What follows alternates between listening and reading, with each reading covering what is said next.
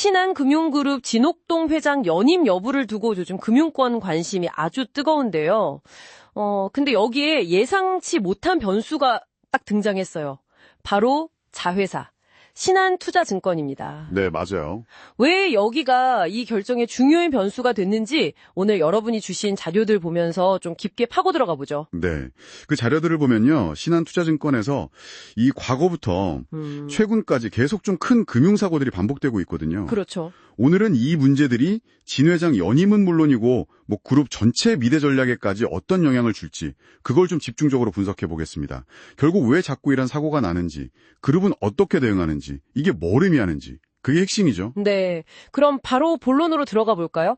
신한투자증권. 이 문제가 사실 어제 오는 일은 아니라는 거. 네. 이거부터 좀 짚어야 할 것 같아요. 네. 신한금융투자 시절부터 사건들이 꽤 있었잖아요. 그렇습니다.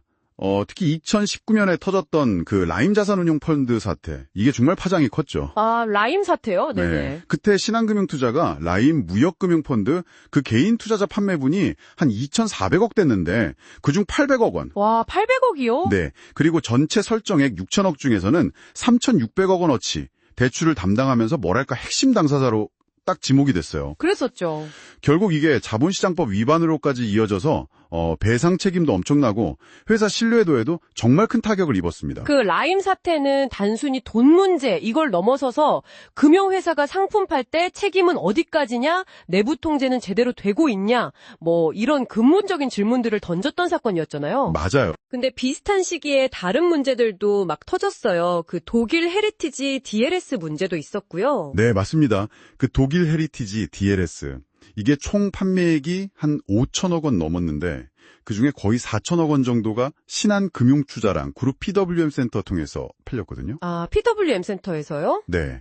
거기다 브라질 라탐 호스피탈리티 펀드 관련 상품, 이것도 이자 지급 중단되고 그 특정 시기에 그 PWM센터를 중심으로 문제가 좀 몰렸던 그런 양상이었죠. 네, 그런데 작년, 그러니까 2024년에 있었던 사고는 와, 이건 정말 충격적이었어요.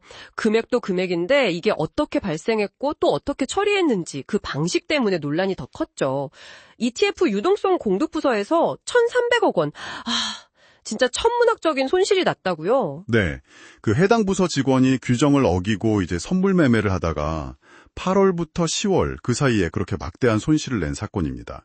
근데 더 심각한 건요. 네. 이 손실을 숨기려고 2달 동안이나 허위 수합 거래를 등록하고 뭐랄까 좀 조직적으로 은폐하려는 시도가 있었다는 거예요. 2달 동안이나요?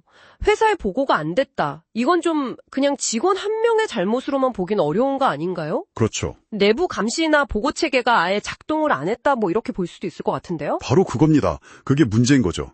결국 10월 결산 때라 돼서야 이 손실이 발견됐는데 이건 신한투자증권 내부 통제 시스템에 아주 심각한 구멍이 있다는 걸 그냥 드러낸 사건이었어요. 상대적으로 신한금융그룹은 좀 깨끗하다 이런 이미지가 있었는데 그 이미지에도 타격이 컸죠. 사태가 이제 알려지고 나서 진옥동 회장이 직접 주주서한 보내서 사과하고 재발 방지 약속하고 위기 수습에 나섰잖아요. 내부 통제 강화하겠다 이걸 최우선으로 삼겠다고 강조도 했고요. 네, 그룹 차원에서 다짐은 했는데 다행히 실적 자체는 나쁘지 않아요.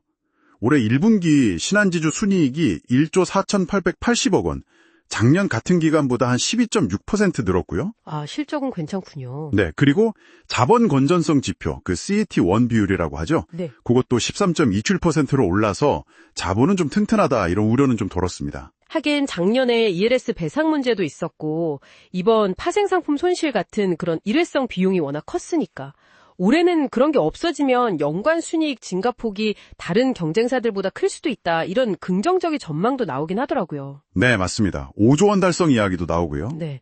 근데 아무리 실적이 좋아도 이런 내무 통제 부실 문제가 이걸 완전히 덮을 수 있을까요? 그건 좀 의문이네요. 그래서 이제 신뢰 회복 노력이 중요한 거죠.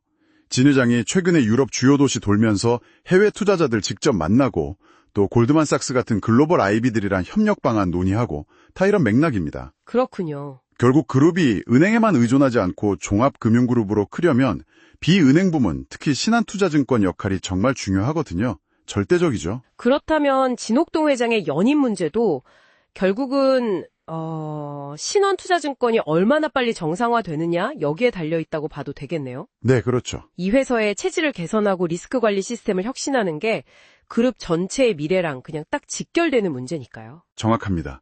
이 반복되는 금융사고의 고리를 어떻게든 끊어내고 시장 신뢰를 되찾는 것. 이게 진 회장한테 주어진 가장 큰 숙제고요. 또 그룹이 진짜 글로벌 금융사로 도약하기 위한 필수 조건이기도 합니다. 오늘 저희는 신원투자증권에서 반복된 금융사고들, 특히 최근에 대규모 손실과 은폐 시도 문제, 그리고 이게 그룹 리더십과 미래 전략에 어떤 복합적인 영향을 미치고 있는지 좀 자세히 살펴봤습니다. 네, 핵심 메시지를 좀 정리해보자면 결국 아무리 금융실적이 좋아도 그것만으로는 안 된다는 겁니다. 핵심 자회사의 내부 통제가 이렇게 무너지면 그룹 전체의 평판, 안정성, 더 나아가서는 장기적인目標 달성 가능성까지 흔들릴 수 있다는 걸 이번 사례가 아주 명확하게 보여주는 거죠. 마지막으로 이런 질문을 한번 던져보고 싶습니다. 신한금융그룹이 이 위기를 잘 넘어서 정말 글로벌 금융사로 한 단계 더 성장하려면 단순히 지금 드러난 문제 해결하는 걸 넘어서서요. 조직 내부에 혹시 더 깊이 뿌리 박힌 어떤 구조적이고 문화적인 문제까지 바꿔나가야 하는 건 아닐까요? 여러분도 한번 생각해 보시면 좋겠습니다.